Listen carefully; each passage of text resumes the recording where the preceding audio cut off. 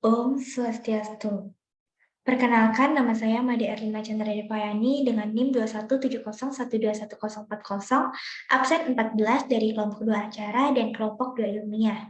Di sini saya akan memaparkan esai yang telah saya buat dengan judul Definisi dan Pilihan Penata Laksanaan pada Penyakit Parkinson.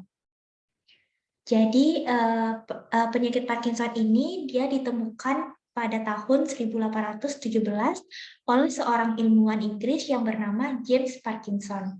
Penyakit Parkinson ini terjadi akibat adanya penurunan kadar dopamin akibat kematian neuron di substansia nigra pars compacta.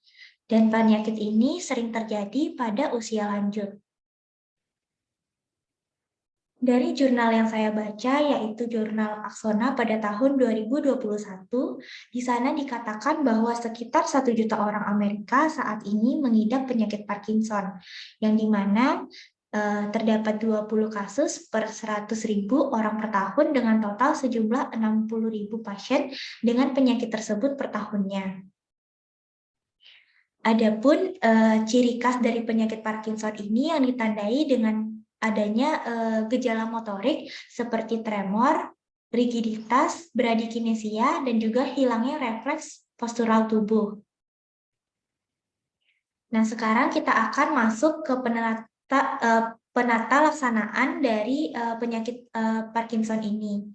Jadi, pengobatan pada penderita Parkinson ini bertujuan untuk meningkatkan kadar dopamin di otak dalam memperbaiki gejala motorik dan juga memperlambat progresivitas dari penyakitnya.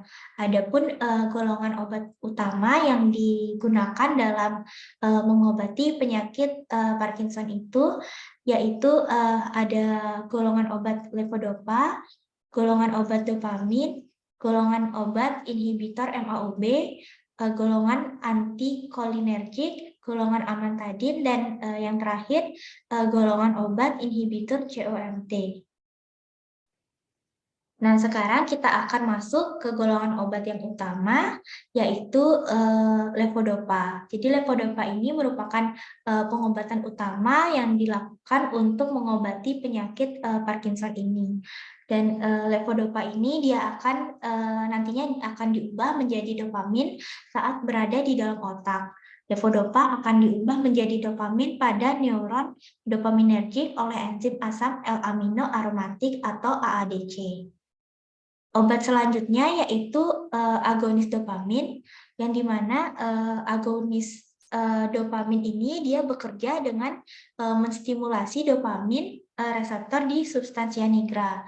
Adapun contoh dari obat-obatan jenis agonis dopamin ini seperti bromokriptin, propinirol, dan pramipesol. Golongan obat selanjutnya yaitu golongan obat inhibitor MAO. Jadi golongan obat inhibitor MAO ini panjangannya yaitu monoamin oksidase inhibitor.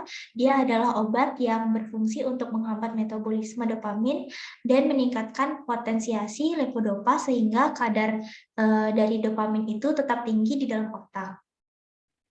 Obat selanjutnya yaitu obat golongan antikolinergik, yang dimana obat ini dapat memberikan perbaikan pada tahap awal penyakit Parkinson karena dapat mengurangi jumlah asetilkolin yang berfungsi untuk meningkatkan eksitasi dari gerakan pada otot. Obat yang selanjutnya yaitu obat dengan golongan amantadin, yang dimana obat amantadin ini merupakan obat yang bekerja dengan cara memperbaiki gejala seperti tremor, rigiditas, dan bradykinetik. Obat golongan amantadin ini dia dapat berperan sebagai pengganti dopamin, namun dia bekerja di bagian lain otak. Obat yang terakhir yaitu obat golongan inhibitor COM, yang dimana obat golongan inhibitor COM ini dia merupakan penata laksanaan yang terakhir dengan contoh obatnya itu seperti entacapone dan juga obat tolacapone. Nah, obat entacapone dan juga obat tolak kapon ini, dia akan menghambat COMT sehingga terjadi eliminasi levodopa yang lebih lama dan dapat memperpanjang durasi obat levodopa. Obat ini dia tidak memiliki anti Parkinson secara langsung, tapi obat ini hanya akan menghambat perubahan dari levodopa menjadi senyawa lain yang dapat dieliminasi. Mungkin sekian pemaparan esai dari saya. Ini merupakan referensi yang saya gunakan. Saya tutup dengan Paramasanti. Om Santi Santi Santi Om.